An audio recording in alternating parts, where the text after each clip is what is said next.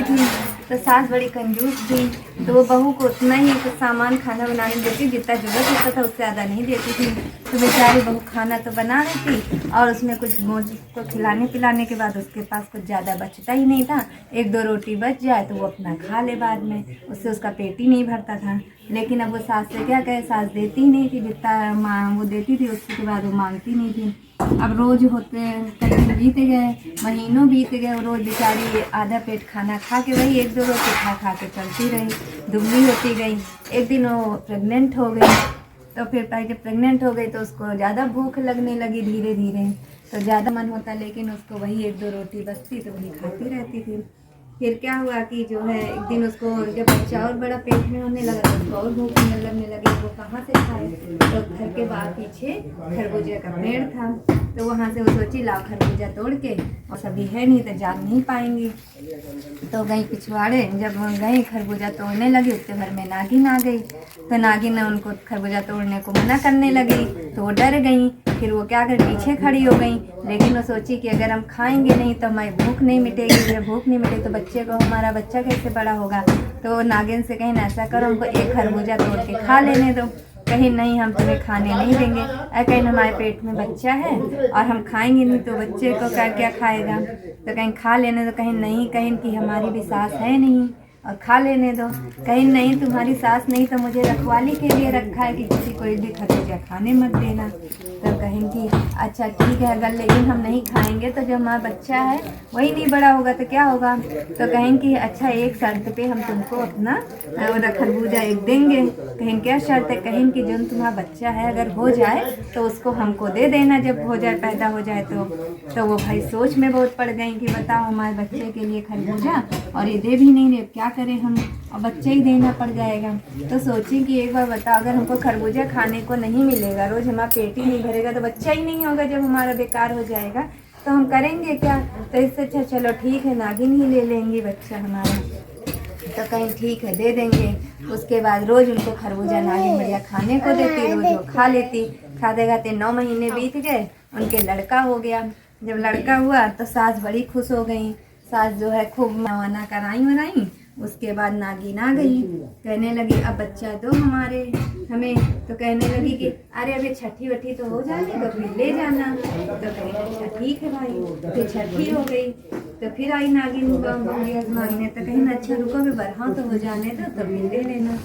अब भाई 11 दिन बीत गए, जब 12वां दिन आया बरहा होनी थी तो बेचारी बहू परेशान की आज तो हम बच्चा अब देना पड़ जाएगा, अब क्या करें। तो वो अपनी सास को बताई, कहीं कि बताने लगी कि मम्मी आप खाना देती थी और वो सामान देती थी वो कम पड़ता था और हमारा पेट नहीं भरता था, तो हम पीछे खरबूजा ले खाने गए तो वो नागिन ने हमसे हमारा बच्चा मांग लिया है। तो कहीं कि अगर खाना कम पड़ता था तो बता देती, हम और दे दिया करते। कहीं की जो है गलती हो गई, चलो ठीक है अब क्या करें, अब बताओ क्या करें। तो सास कहीं कि अब क्या बताएं, हम सोचे में दोनों लोग पड़ गई। अब बरहा होने वाला था उसी दिन। अब पड़ी उतने भर में क्या हुआ कि चट माता जो है आई, साधु के भेष में आई। तो जो है चट माता आई तो कहीं क्या हुआ, काहे दुखी है दोनों लोग। कहीं क्या करें, हमारी जो है नागिन जो है हमारी बहू ने ये किया, अब नागिन उससे उसका लड़का मांग रही, आज उसका लड़का ले जाएगी, अब हम क्या करें। तो कहीं ऐसा करो ये लड़का हमको दे दो और हमारा आश्रम है वहाँ हम ले जाके पालेंगे, जब 16 साल का हो जाएगा, बड़ा हो जाएगा, तब तुम लड़का ले लेना। उसके पहले वो लेने तो आएगी देखेगी लड़का नहीं है तो नहीं मांगेंगी। तो कहें ठीक है अच्छा। फिर उसके बाद उन्होंने चट माता को लड़का दे दिया, चट माता ले गई आश्रम में, अपना पाल रही थी। अब ये इनका जब देखने का मन होता तो जाते दोनों लोग चुपके से मिल आते थे लड़के से और देख के चली आती थी, तो नागिन को पता नहीं चल पाता रहा। अब 16 साल बीत गए, फिर 16 साल बीत गए तो कहीं अब तो भाई शादी वादी होने का नंबर आ रहा है लड़के का, अब तो लाना पड़ेगा। तो गई चट माता से फिर से मांगने गई कि चट माता अब हमको लड़का दे दो, अब शादी वादी उसकी करानी है। तो चट माता बोली ठीक है ले जाओ। फिर उसके बाद वो लेके आई तो कहीं ऐसा करना, कहीं लेके जा तो रही हो लेकिन फिर मांगने लगेगी नागिन। तो कहीं बताओ चट माता क्या करें। कहीं ऐसा करो चट माता मान लो और उससे नागिन आएगी मांगने तो कह देना कि रुको लड़के की शादी तो पहले कर दे, बहू आ जाए तो लड़के को ले जाओ। तो कहें ठीक है। अब लड़के की शादी तय कर दी। अब वो नागिन मांगने आ गई, अब लड़का दो तो कहें रुको अभी पहले शादी हो जाने दो, बारात वरात वापस आ जाने दो, बहू को आ जाने दो, फिर उसके बाद लड़के को ले जाना। कहें ठीक है अच्छा भाई।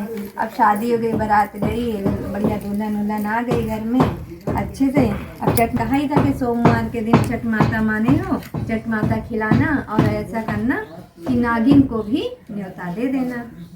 कहीं ठीक है। अब वो फिर मांगने लगी, अब तो शादी हो गई, बहुरिया आ गई, अब तो लड़का दे दो। कहीं रुको चट माता माने हैं और चट माता कर दें तब उसके बाद ले जाना। कहीं ठीक है। कहीं लेकिन आपका भी न्योता माता है। कहीं ठीक है। हमारी नागिन बड़ी खुश हुई, चलो हमको भी चट माता में बुलाया गया। फिर उसके बाद आ गई।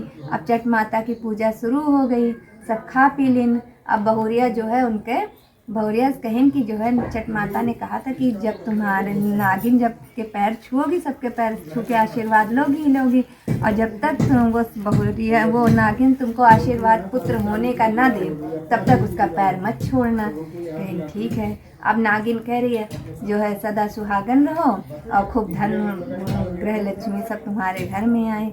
कहें कि और लड़का होने का आशीर्वाद ना दे। वो पकड़े पड़ी थी, कहें छोड़ो तो अब तो छोड़ो, अब तो आशीर्वाद दे दिए। कहें नहीं अभी नहीं छोड़ेंगे। कहें अच्छा पुत्रवती हो। तो उसके बाद जब पूजा हो गई तो वो सास से कहने लगी अब तो लड़का दे दो, अब तो पूजा उजा हो गई, अब तो चट माता हो गई। कहें कि जब लड़का लेके चली जाओगे तो हमारी बहू पुत्रवती कैसे होगी। तो फिर उनको अपने उस पर नागिन को लगा कि हाँ हमने तो आशीर्वाद दे ही दिया है, अब वापस कैसे लें। फिर उससे क्या हुआ कि लड़का और बहू साथ में रहने लगे, जैसे चट माता उनका पूरा किया। चट माता की